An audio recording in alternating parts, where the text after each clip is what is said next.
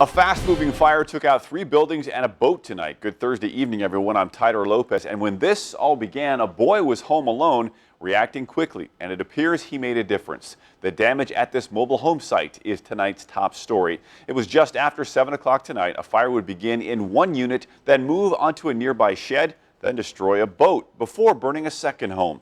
But no one was hurt as a result of what happened next. By the time it was put out, 2 mobile homes were destroyed. Spring Bay's fire crews spent several minutes watering the insides and underskirting around the outsides of those units. But the fire chief explains that a 13-year-old boy was inside the unit where that fire started and seemed to make the right move, getting out and trying to help. He noticed some smoke. He got out of the mobile home. He went to his neighbor's, knocked on her door, told her about it. She got out of her mobile home. The rest of the family wasn't home at the time, so very fortunate that way. Tragic loss for both families is all I can say. The activity at the Mill Point RV Park in East Peoria certainly drew a crowd tonight. So far, the chief says it's unclear what ignited the fire, but damage was estimated at $30,000. In national news, the former Atlanta officer charged with murdering Rayshard Brooks at a Wendy's parking lot waived his first court appearance. Former officer Garrett Rolfe faces 11 charges on the right, including felony murder for the shooting death of Rayshard Brooks. Rolfe's attorney, though, claims the shooting was justified.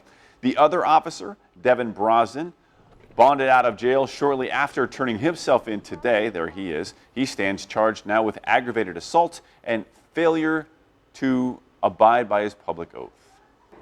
I've never even seen a case like this. He's disappointed in the system, to be honest with you. He was dedicating his life to law enforcement, and he had a lot of faith in the system. And that disappointment ringing out at police departments across the country. From New York to Florida, officers are already stepping down away from specialized units. To prevent that, there's now a $500 bonus from the Atlanta Police Foundation being given to all of that city's police officers. United against police brutality. That was the message behind this rally organized by the Normal Police Department earlier today, making it clear that there is no place for the actions that occurred against George Floyd in Minneapolis. Caitlin Pearson was there and brings us that story. Officers from Normal, ISU, and state police walked side by side with members of their community. Showing a banner filled with signatures, they said they are committed to transparency and accountability. And we don't want to have the us versus them. We're all in this together, and that's why we're here today to work on kind of coming to a common goal. The officer who organized the rally said with everything going on, being a police officer and a person of color has sometimes been uncomfortable. But she knew she had to use her position to start important conversations. In light of everything that's going on, it just honestly made me realize, my position even more. I'm able to understand 2 different perspectives, and that's why I felt like it was important for me to be able to articulate how, I feel when it comes to these incidents, because I do understand from 2 different perspectives. Talks the mayor says he knows are necessary. But as a community as a whole, who are we? What are our values? What will we tolerate?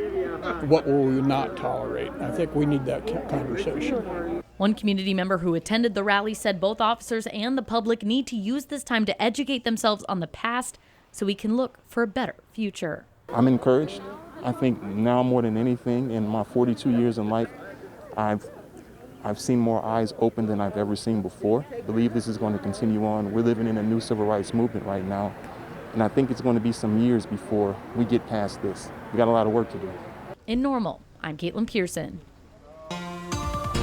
Nearly 90 today, and we're headed towards the longest days of the year, Jesse. That's right, Tyler. Come Saturday, it's officially the first day of summer, also the longest day of the year, and boy, we're feeling like summer out there. 73 still yet as we look outside Civic Center Plaza. Looks like this right now with, again, temperatures up there in the low to mid 70s across the area. Still 76 right now in Bloomington. Normal.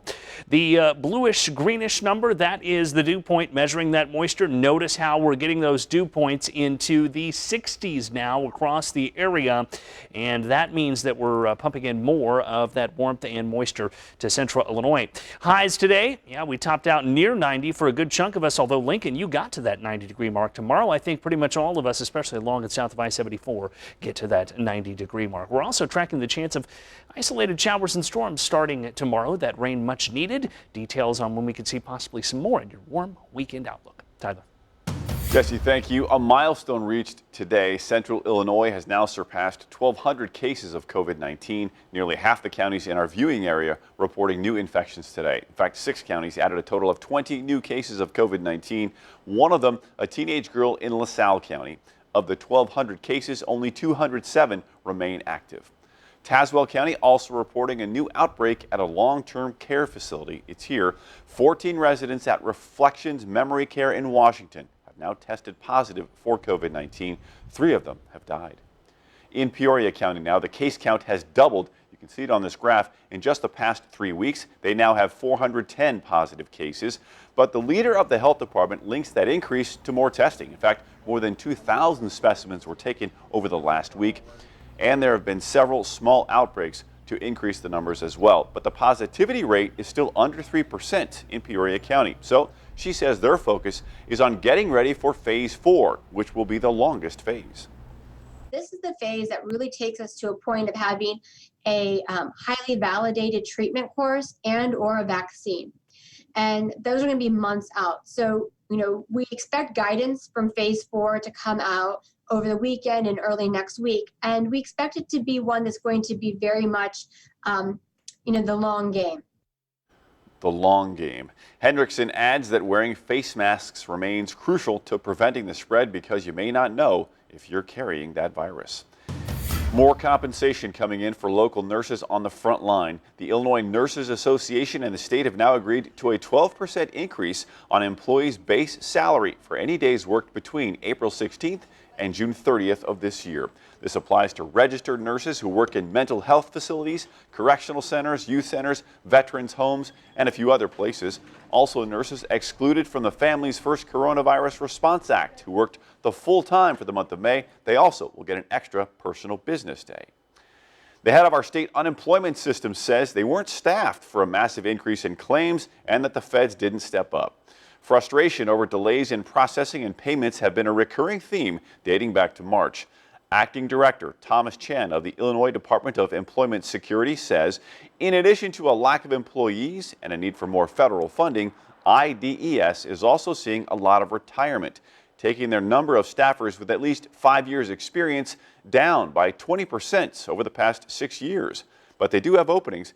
The acting director says IDES needs to fill 170 jobs as soon as possible. If you look at the statistics, you can see that we're receiving around 200 calls from unique claimants each week. Even though our capacity is expanding, we've only ever been able to answer about 15% of those calls. Chen says they're getting roughly 200,000 calls each week. He says criticism of the call center is justified, but he doesn't believe that other state employees could have helped navigate their systems. The battle against COVID-19 is being held with employees working around the clock to try and kill the virus locally. The Lonza plant in Mapleton saw stronger demand for their disinfectant ingredients all the way back in March, then another uptick in April and in May. So at this point, all they do now is produce those ingredients. They've been proven to kill the novel coronavirus. We've gotten to the point now where we really need to focus on the specific orders. So we're making sure that we're, making the product that is being used, for the healthcare industries, for the food packing industries. So we're not able to supply everybody. That plant manager says he believes this demand will remain high through the end of this year. While the boys have moved to Champaign, IHSA says Normal will remain the home for the girls' basketball tournament. After celebrating the boys' return to State Farm Center yesterday, today was the girls' turn. Holden Kruzmark reports from the Nice to See You Again party at Redbird Arena. The ball keeps on bouncing here at Redbird Arena. The girls' state basketball championships will stay in Normal for the next 3 years, something that's been a high-flying experience for the past 28. It's like coming home. I'll never forget the first time coming to the tournament. While Peoria had a strong bid to snag the girls' tournament to go along with the boys, it definitely was in consideration for a long time. IHSA officials say they felt confident in the history of Redbird Arena. The setting and location for the girls' tournament here in Redbird Arena had created a home for itself here. And so in weighing all the different factors, we just felt like girls should return. That experience isn't lost on players, coaches, and fans. We take pride in providing a really tremendous championship experience for the student athletes, and that's really what this is all about, is those kids that are playing on the Redbird Arena floor. Basketball matters in our state, and girls basketball does, and that's why I'm so proud that we can play a small part in that at Redbird Arena. Lyons says hosting the players, their families, and the communities is what helps make this tournament special, and it's expected to continue providing a $1.5 million boost to the Bloomington Normal area. Reporting from Redbird Arena, I'm Holden Kruzmark, 25 News. Holden, thank you. Another major institution preparing to bring their students back in the fall. The president at the University of Illinois system writes on-campus educational activities will resume this fall with a hybrid mixture of in-person and online classes. All three locations, Chicago, Champaign-Urbana, and Springfield, will follow residential limits with our own unique plans and calendars expected to be released within the next few weeks. Next up on 25 News, more statewide support to keep your power on, an agreement that prevents shutoffs well into the next phase of our recovery. And cameras always welcome on Grandview Drive, but this was a national cable shoot right after Jesse's full 7-day outlook.